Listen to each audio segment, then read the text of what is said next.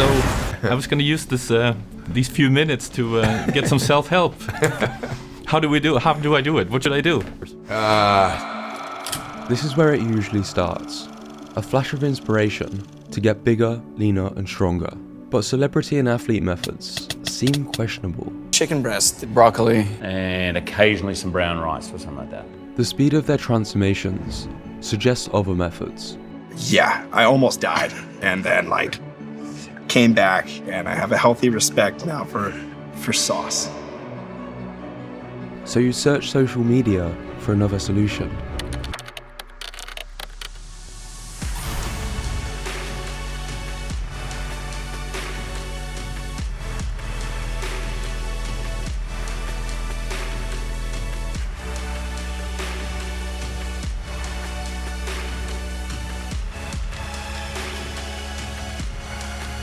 Pizza or salad? Welcome to the fitness industry. This is now the content that you're going to be presented. The body I have today wasn't just given to me. I wasn't born this way. And some of their methods to get in such shape is probably best you don't ask. I don't even want to hear anything you've got to say. You don't provide any good content to the industry. Yes, I'm very, very natural. Okay, that's an extremely intriguing answer. Are you optimizing your hormones? Are you trying to get views? He's trying to get views. Ultimately, you're left with mild confusion on one major question.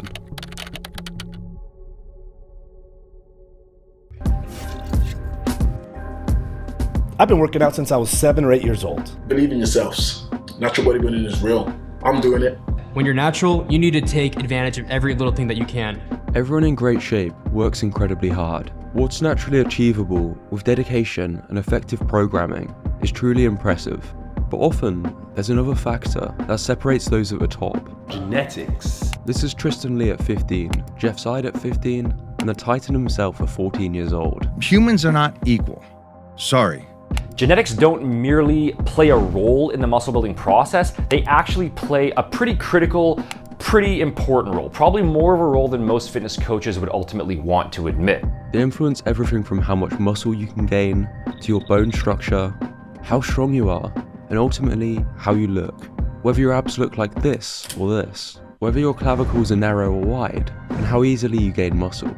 In a world of over 8 billion people, it's no surprise that those at the top of the fitness industry are likely genetic outliers. Yet, strangely often, someone who seems to have worse genetics than you trains less with a party lifestyle, yet their progress suddenly explodes. They claim natural, but surely something else is going on. Social media platforms compete for one thing: attention. So social media is free because you pay for it with your time.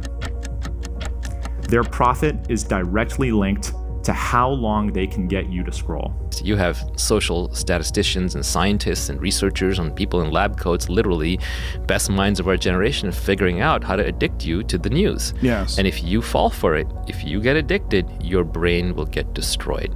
But there's a problem. Fitness is relatively boring. So one of the best things to keep you scrolling? Anything extreme. Primals! I'm going to attempt to eat my body weight in testicles today! Nobody cares about the person deadlifting 200 kilograms, but a 17-year-old deadlifting 300 kilograms. That's remarkable.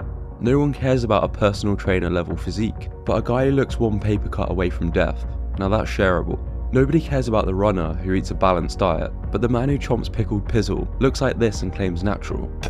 To keep us hooked, normality is suppressed, extreme is rewarded, and it works. If we were to look at ourselves through the lens of an experiment like we would an animal experiment, we think that animal is sick.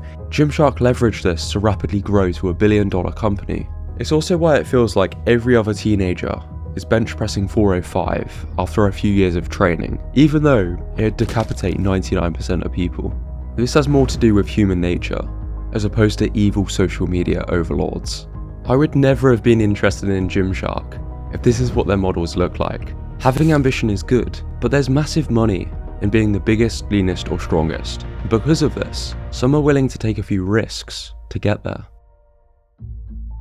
If I'm to be crucified on the internet for telling the truth, and that is my fate, then I accept my fate. A fake natural is someone who claims they're natural while secretly taking PEDs. Yeah, just over 3 years ago now, I took his arm.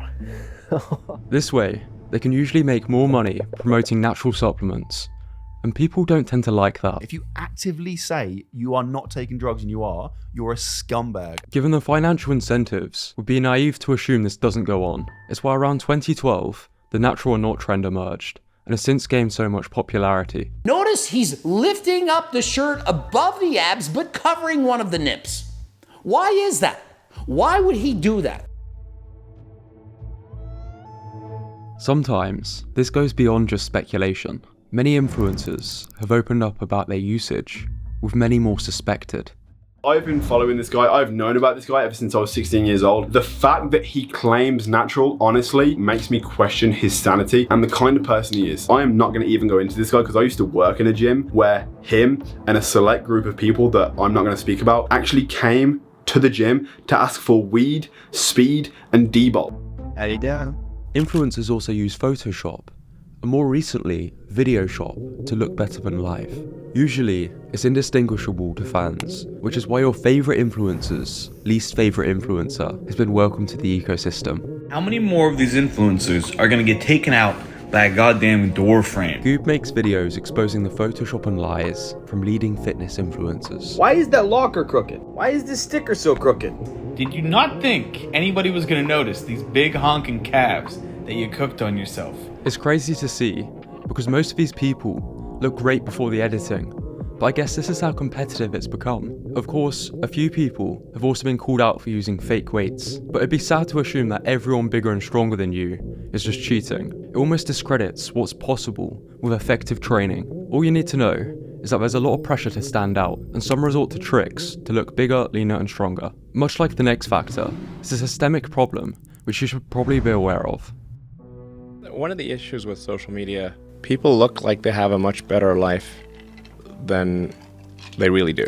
Not only are we following the top 0.1% of people, but we're often only seeing the 0.1% of their lives.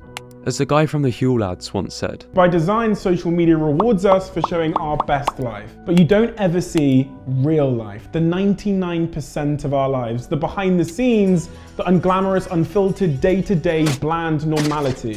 And you end up comparing your behind the scenes to other people's fake highlight reel. It's not the repetitive but effective training and diet footage we're shown, but the PR attempts and people posing in optimal conditions. If you look at everyone on Instagram, you might think, man, there are all these happy, beautiful people, and I'm not that good looking and I'm not happy, so I must suck. When in fact, those people you think are super happy, actually not that happy. Some of the happiest seeming people, actually some of the saddest people in reality.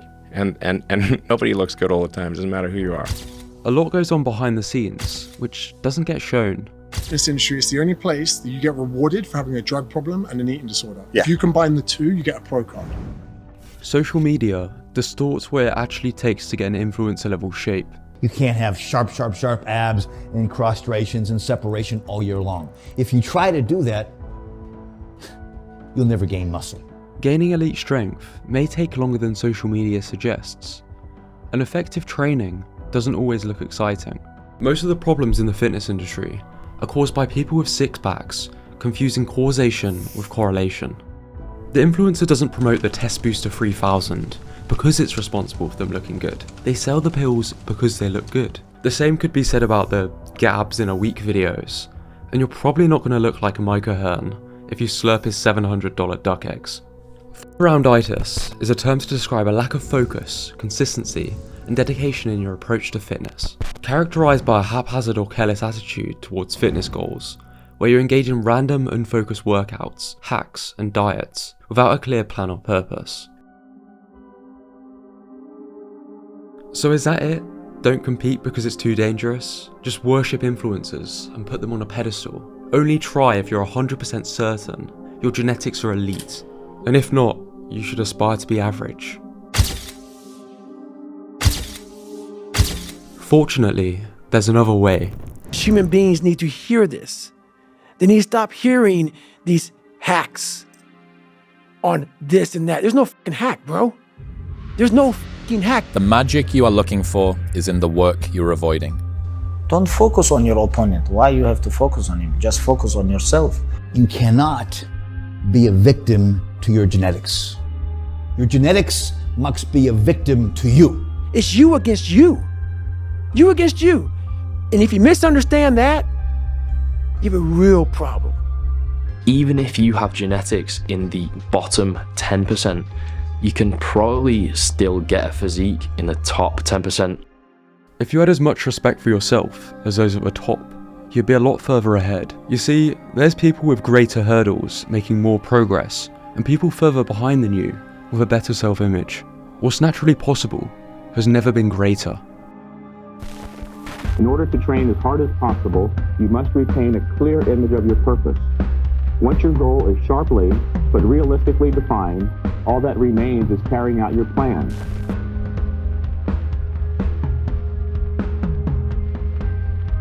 Don't, however, worry about your individual potential. Potential is only the expression of a possibility, something that can be assessed accurately only in retrospect. In other words, you'll never know how good you might have become unless you try.